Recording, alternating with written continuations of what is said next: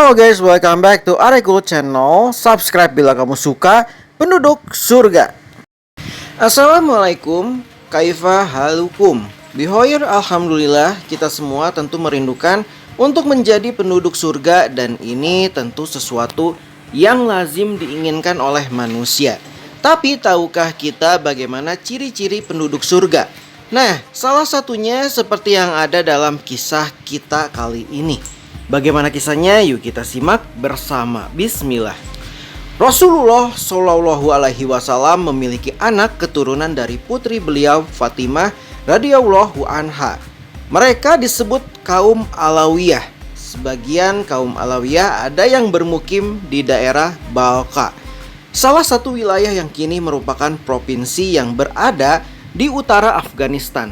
Ketika itu, ada sebuah keluarga kaum Alawiyah ini yang terdiri dari sepasang suami istri dengan beberapa anak wanita mereka. Awalnya, keluarga ini hidup dengan kenikmatan yang melimpah. Namun, beberapa saat setelah sang suami meninggal dunia, istri dan putri-putrinya mengalami kefakiran dan sangat membutuhkan. Keadaan keluarga tersebut menjadi serba kekurangan. Akhirnya pada musim dingin, sang istri beserta anak-anak wanitanya meninggalkan kampung halamannya pergi ke Samarkand untuk menghindari ejekan orang di sekitarnya. Saat mereka telah memasuki kota, waktu itu hawa sangat dingin, sehingga si ibu mengajak anak-anaknya singgah di masjid, sementara dirinya pergi untuk mencari makanan. Di tengah perjalanan, si ibu bertemu dengan dua kelompok orang, yang satu dipimpin oleh seorang muslim yang merupakan tokoh sesepuh di daerah itu. Sedang kelompok satunya lagi dipimpin oleh seorang majusi, pemimpin sekaligus penanggung jawab daerah itu. Sang ibu tersebut lalu menghampiri tokoh sesepuh yang muslim tersebut dan menjelaskan mengenai dirinya serta berkata, "Aku mohon agar Tuhan berkenan memberiku makanan untuk keperluan malam ini. Tunjukkan bukti-bukti bahwa dirimu benar-benar bangsa Alawiyah," kata tokoh orang muslim di daerah itu. "Di daerah ini tidak ada orang yang mengenaliku," kata sang ibu tersebut. Sang tokoh itu pun akhirnya tidak menghiraukannya. Lalu si tokoh sesepuh muslim itu berpaling darinya. Sang ibu tersebut pun berjalan meninggalkannya dalam keadaan kecewa dan bersedih. Kemudian sang ibu tersebut mendatangi orang majusi, pemimpin daerah tersebut, dan menceritakan kondisi dirinya. Dia hendak memohon bantuan kepada si majusi. Setelah menjelaskan tentang dirinya, lelaki majusi itu kemudian memerintahkan kepada salah seorang anggota keluarganya untuk datang ke masjid bersama si ibu itu. Akhirnya dibawalah seluruh keluarga sang ibu tersebut, dibawa ke rumahnya untuk tinggal di rumah orang majusi itu. Lelaki majusi lalu memberi makan kepada mereka dengan makanan yang paling enak dan memberi mereka pakaian dengan pakaian yang paling baik. Semalaman mereka berada di rumah lelaki majusi dengan penuh kenikmatan dan kemuliaan. Pada saat tengah malam, sesepuh yang muslim bermimpi dalam tidurnya, seakan-akan kiamat telah datang dan panji kebenaran berada di atas kepala Rasulullah Shallallahu Alaihi Wasallam. Tiba-tiba tampak sebuah istana dari zamrud hijau. Terasnya terbuat dari mutiara dan yakut.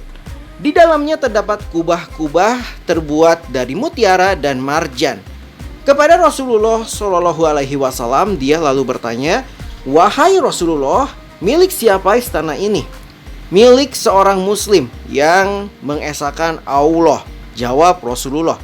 "Wahai Rasulullah, saya seorang muslim yang bertauhid," jawabnya. Rasulullah Shallallahu Alaihi Wasallam bersabda, "Tunjukkan bukti dan saksi bahwa engkau seorang muslim yang bertauhid." Dia pun kebingungan atas pertanyaan Rasulullah. Rasulullah Shallallahu Alaihi Wasallam bersabda lagi, "Ketika seorang perempuan Alawiyah minta tolong kepadamu, engkau berkata kepadanya, 'Tunjukkan bukti kepadaku bahwa kamu seorang Alawiyah.' Karenanya, demikian juga yang harus kamu lakukan, yaitu tunjukkan dahulu mengenai bukti diri kamu sebagai seorang muslim kepadaku." Lantas, lelaki muslim itu terjaga dari tidurnya dan air matanya pun jatuh berderai karena telah menolak perempuan Alawiyah dalam keadaan kecewa. Dia kemudian berkeliling daerah itu untuk mencari wanita Alawiyah yang pernah memohon pertolongan kepadanya, hingga dia mengetahui di mana kini wanita tersebut berada, di rumah orang Majusi. Lelaki muslim itu segera berangkat ke rumah orang Majusi tersebut. Di mana wanita Alawiyah itu? Tanya lelaki muslim kepada orang Majusi. Ada padaku, jawab si Majusi. Aku ingin menemuinya, ujar lelaki muslim itu. Tidak semudah itu, jawab lelaki Majusi. Saya menghendaki wanita Alawiyah serta putri-putrinya dari dirimu. Lanjut lelaki muslim itu. Ambillah uang 1000 dinar dariku dan kemudian mereka akan menemuimu. Desak lelaki muslim. Aku tidak akan melepaskannya. Tidak ada jalan bagiku melakukan hal ini. Sungguh saya telah memperoleh berkah dari mereka. Jawab lelaki Majusi itu. Tidak boleh. Engkau harus menyerahkannya, ujar lelaki muslim itu seolah-olah memaksa. Maka lelaki Majusi itu pun menegaskan kepada tokoh sesepuh muslim itu. Hal yang engkau inginkan itu sayalah yang lebih berhak, sedangkan istana yang engkau lihat di dalam mimpi memang diciptakan untukku. Apakah engkau menunjukkan Islam kepadaku? Demi Allah, semalam saya dan keluarga saya tidak tidur sebelum kami memasuki Islam melalui tangan perempuan Syarifah ini. Saya juga bermimpi ketika tidur sebagaimana yang engkau impikan. Rasulullah Shallallahu Alaihi Wasallam bersabda kepadaku, apakah perempuan Alawiyah serta putri-putrinya bersama kamu? Saya menjawab, iya, wahai Rasulullah Shallallahu Alaihi Wasallam. Beliau Shallallahu Alaihi Wasallam bersabda, istana ini untukmu dan keluargamu. Kamu dan keluargamu termasuk penduduk surga. Karena Allah sejak zaman azali dahulu telah menciptakanmu sebagai orang mukmin, sabda Rasulullah kembali.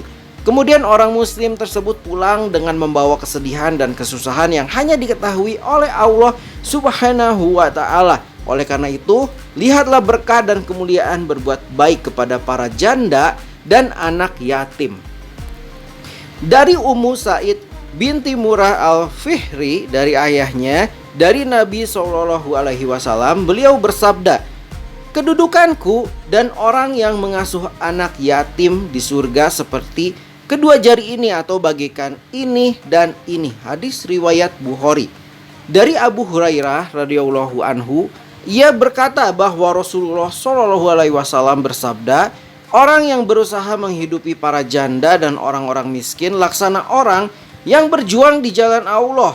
Al-Qon Nabi, yaitu gurunya Imam Bukhari dan Muslim, berkata, aku sangka itu seperti orang yang sholat malam, yang tidak pernah merasakan lelah, dan yang berpuasa yang tidak pernah berhenti berpuasa. Hadis riwayat Bukhari dan Muslim.